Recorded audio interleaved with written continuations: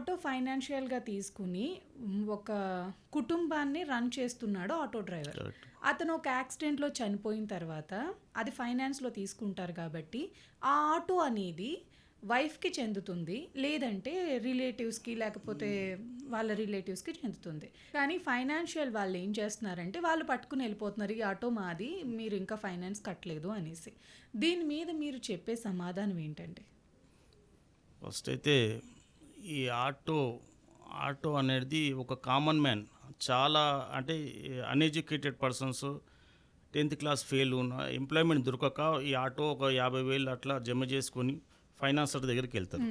ఆ ఫైనాన్సర్ ఏంటంటే గవర్నమెంట్ ఇక్కడ ఫైనాన్స్ చేయదు ఈ ఆటోల మీద. ఎందుకంటే అతని దగ్గరికి ఐటీ ఉండాలి, బ్యాంక్ స్టేట్మెంట్ క్లియర్గా ఉండాలి, ఒక 6 months స్టేట్మెంట్ ఉండాలి. ఇవన్నీ ప్రాసెస్ ఉంటాయి కాబట్టి అది టైం పడుతుంది కాబట్టి అతని దగ్గరికి వెళ్ళారు, ఇయ్యరు వాళ్ళు. అయితే వీళ్ళు ఏం చేస్తారు, ఒక ఫైనాన్సర్ ప్రైవేట్ మార్వాడి ఫైనాన్స్ 99% ఇలా మార్వాడి ఫైనాన్సర్స్ ఉంటారు.